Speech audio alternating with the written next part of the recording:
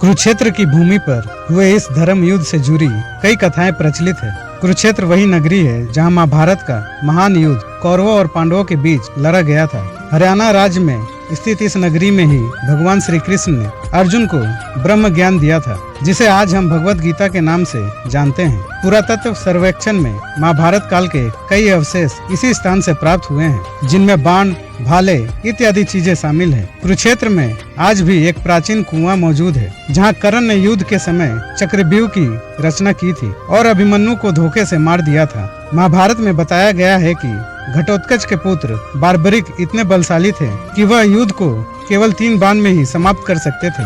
श्री कृष्ण को यह पता था कि बार्बरिक अगर युद्ध भूमि में उतरे तो कुछ मिनटों में ही युद्ध खत्म हो जाएगा। ऐसे में उन्हें रोकने के लिए भगवान ने एक ब्राह्मण का वेश धारण कर बार्बरिक से उनका शीश दान में मांग लिया। साथ ही यह वरदान दिया कि कलयुग में उन्हें श्याम अर्थात स्वयं श्री कृष्ण के नाम से ही पूजा जाएगा।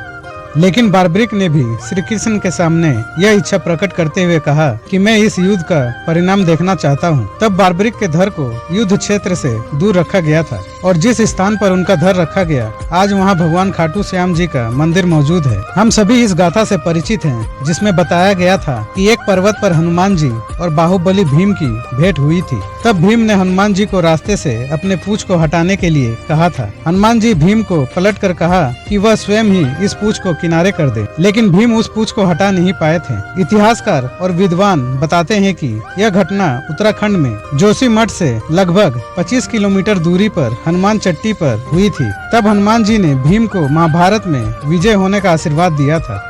वेदों में ब्रह्मास्त्र को सबसे विनाशकारी अस्त्र बताया गया है, लेकिन महाभारत में गुरु द्रोण के पुत्र अश्वत्थामा ने अर्जुन पर ब्रह्मास्त्र का प्रयोग किया था। अपने सामने ब्रह्मास्त्र आता देख अर्जुन भयभीत हो गए थे। तब उन्होंने श्री कृष्ण से सुझाव मांगा। श्री कृष्ण ने अर्जुन को इस विनाशकारी अस्त्र को रोकने के लिए अपने ब्रह्मास्त्र के इस्तेमाल करने का सुझाव दिया। साथ ही उन्होंने यह समझाया कि तुम अपने ब्रह्मास्त्र का प्रयोग अपने प्राणों और अपने भाइयों के प्राणों की रक्षा के लिए कर रहे हो। तब अर्जुन ने भी इस अस्त्र का उपयोग किया। इस अस्त्र के प्रयोग के कारण लाखों की संख्या में लोगों की जान चली गई। जिस स्थान पर ब्रह्मास्त्र गिरा वहाँ सिंधु घाटी के लोग रहते थे। सिंधु घाटी के विनाश का यही कारण था।